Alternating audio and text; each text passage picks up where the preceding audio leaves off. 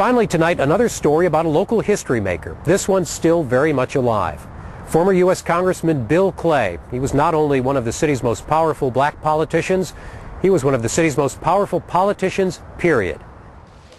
We talked with him last fall after he published a book about his half-century in politics, and we bring you more of that interview tonight. Like him or not, there are few with a neutral position on Bill Clay. But he did help to change this city, and when he first got involved, there were a lot of things that needed to be changed. In the interview with the Missouri Historical Society's Don Johnson, Clay talked about the issue that really got him angry and active, the lack of job opportunities for blacks. In the 50s, a lot of big companies and stores would hire blacks only for menial jobs. Few were in skilled or white-collar positions, no matter what their qualifications or educational level.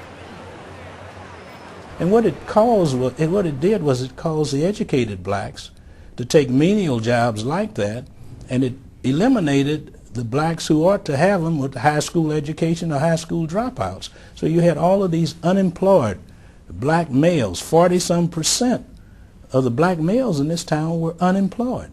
Their wives were taking care of them, or either the families were on welfare, or they were involved in the underground economy that existed across this country, where black people existed on the verge of criminal activity. People don't understand that, and I know this from firsthand experience, that a lot of black men always said what they called their hustle, yes, which was that underground economy, which meant they were running policy, or gambling, or even selling prostitution, selling stolen goods, which was common. Running beauty parlors in the basement. That's right. Renting rooms out where the code said you couldn't have rooming houses, pitching whiskey after hours on Sundays.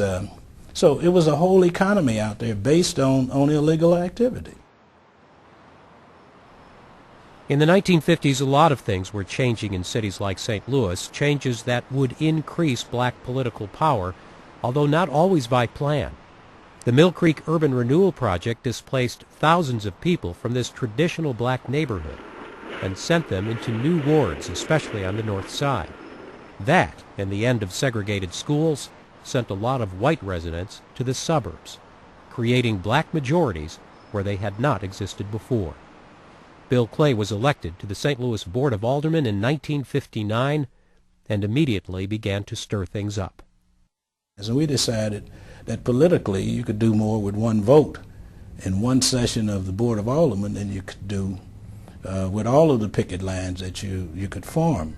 So our group went into politics, and we were very successful from the beginning. Well, of course, at the time that you started, and you were a very young man, I mean, there were the big names, the Wayman Smiths and the Jordan Chambers. Were you able to work with those they were the giants of black politics at the time? Oh, sure. When I got elected to the St. Louis Board of Aldermen, there were 4 blacks already there: Wayman Smith, T.H. Mayberry, DeWitt Lawson, and Archie Blaine.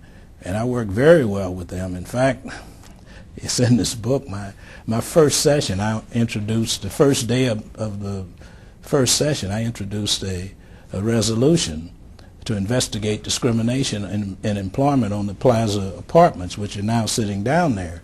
There were no black skilled mechanics on that building, that project, and all 4 of them, plus Woodson, who was elected the same day as I, were very supportive of that. And we were able to pass that resolution. As a result, within months, we were able to get blacks working as carpenters and electricians and cement finishers and plumbers on that project. There were taxpayers' money there, city money, state money, and federal government money. So we thought it was just unconscionable that the labor unions would not permit blacks to work on that project. In the history of the Civil Rights Movement, August of 1963 is remembered as the time of the March on Washington and Martin Luther King's landmark I Have a Dream speech. But a lot of St. Louis activists weren't there. They had already planned to begin demonstrations at the Jefferson Bank to demand the hiring of Negroes in white-collar jobs. There was a court order prohibiting interference in bank business, and Alderman Clay was one of those arrested and convicted. Where, in the scheme of civil rights and just generally, St. Louis history do you rank that? Oh, I think it was number one. I think it was the catalyst.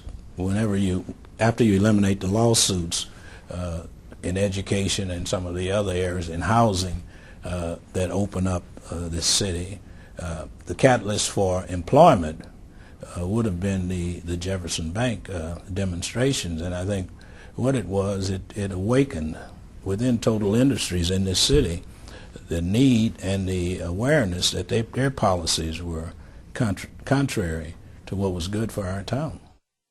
It wasn't so much the first demonstration itself, but the arrests and the jailings that began to draw widespread support for the activists and their cause. Supporters gathered outside the city jail, and more protesters began showing up at the bank to continue marching. By early the following year, things were beginning to change in St. Louis. Banks were hiring blacks, and more than 1,000 were being hired or brought into training programs by other businesses, 13 of which had never before hired a black employee. When you finally realized, after all of the civil rights demonstrations, after the time in jail, after all of the things that went down, now I can do something, I've got a chance to move up, to go higher. Did you think of it as a personal goal to move into Congress, or did you think of it as, okay, the door is open and this is another avenue I can use to help my people?